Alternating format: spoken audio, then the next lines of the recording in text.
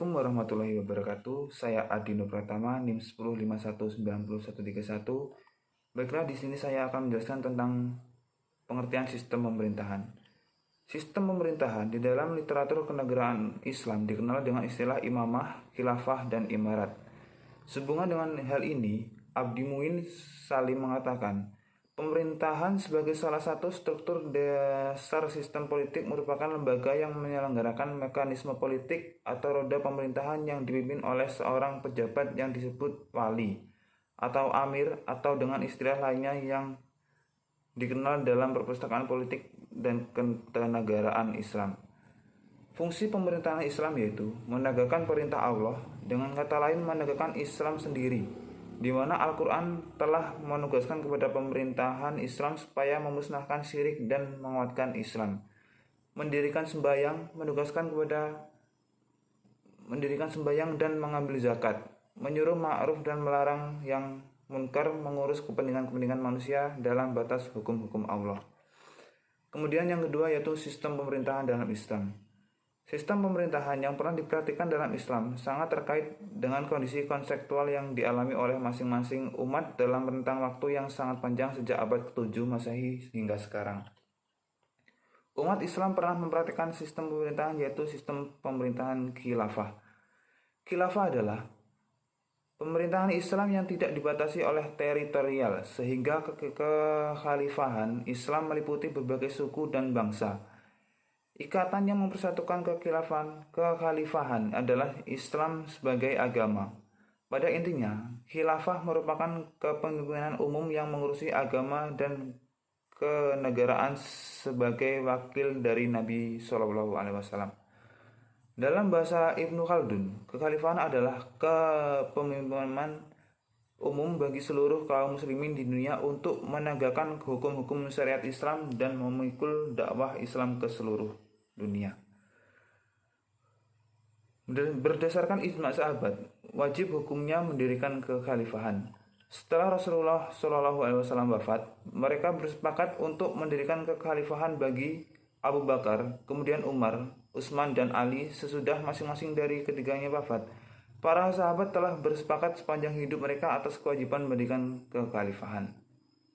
Meski mereka berbeda pendapat tentang orang yang akan memilih sebagai khalifah, tetap mereka tidak berbeda pendapat secara mutlak mengenai berdirinya kekhalifahan.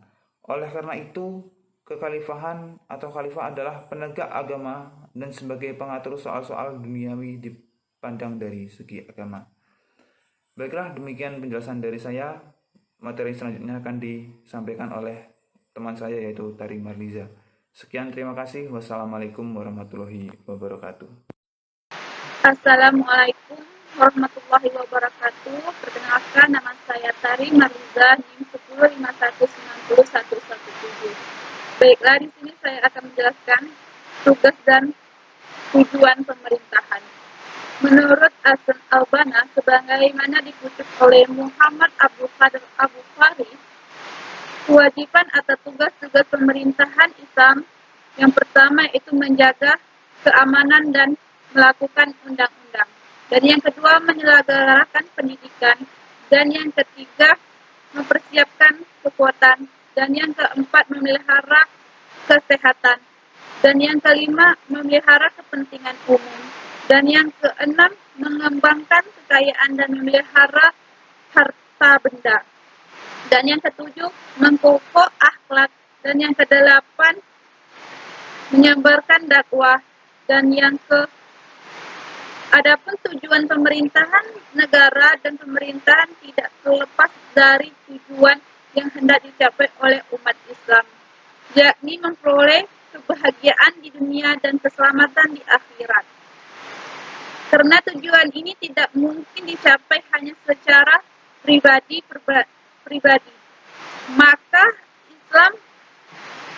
Islam menekankan pentingnya pendirian negara dan pemerintahan sebagai sarana untuk memperoleh tujuan tersebut.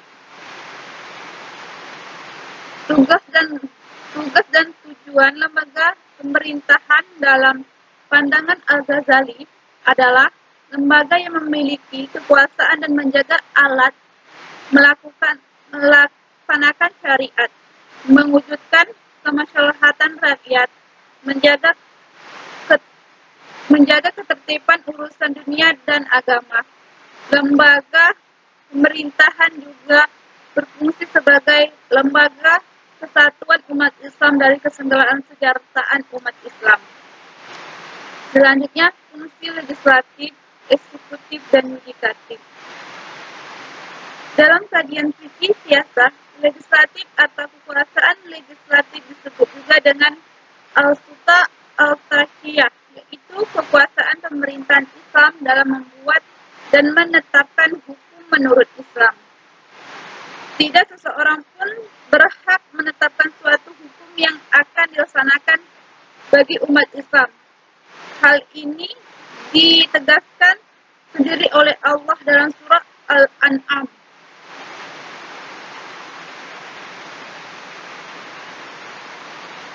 Dalam hubungan dengan fungsi eksekutif, bahwa dalam suatu negara Islam, tujuan sebenarnya dari lembaga eksekutif adalah untuk menegakkan pedoman-pedoman Tuhan yang disampaikan melalui Al-Quran dan Al-Sunnah, serta untuk menyiapkan masyarakat agar mengakui dan menganut pedoman-pedoman ini untuk dijadikan dalam kehidupan sehari-hari.